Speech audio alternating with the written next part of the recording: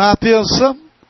partida para o penúltimo palio do programa, e Eliseu Matignon já vai tomando, aliás, vai tomando a ponta, handpicked, vai tirando vantagem para Eliseu Matignon, correndo em segundo, enquanto Patas de Fogo lá por fora tomou a terceira, Gourmet em quarto, Good Night Cowboy em quinto, Anúncio melhora muito lá por fora, quinto, quarto, terceiro, segundo, e já vai atrás de handpicked é o ponteiro, Anúncio corre a cabeça em segundo, forçando lá por fora, emparelhando, Eliseu Matignon terceiro, Patas de Fogo corre em quarto, em quinto vai Cherokee Circo, depois Gourmet em sexto, Good Night Cowboy em sétimo, outro campeão oitavo, depois aparece Zedro, Ultra Thunder, My Friend Jack, assim os competidores com o Taco Heights em último, já descem a primeira parte da curva e nesse ponto Anúncio tomou a dianteira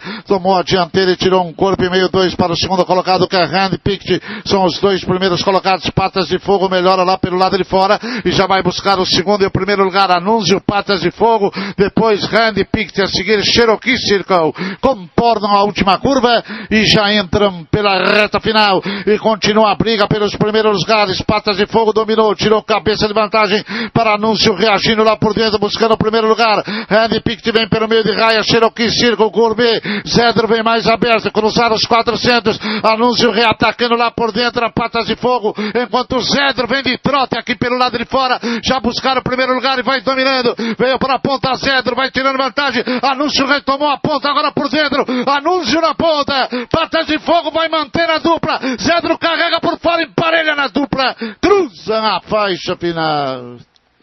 Tá aí o resultado do sétimo palio do programa. Vitória de Anúncio. Uma chegada dura para o segundo lugar, hein? Vale ressaltar aqui a ótima direção da Juliana Bland, hein? Que hoje não correu de frente, veio aos poucos, mas o Anúncio hoje estava picado pelo escorpião da Tanzânia. E o Zedro no finalzinho igualou a linha aí de Patas de Fogo, o Cherokee Circle foi o quarto.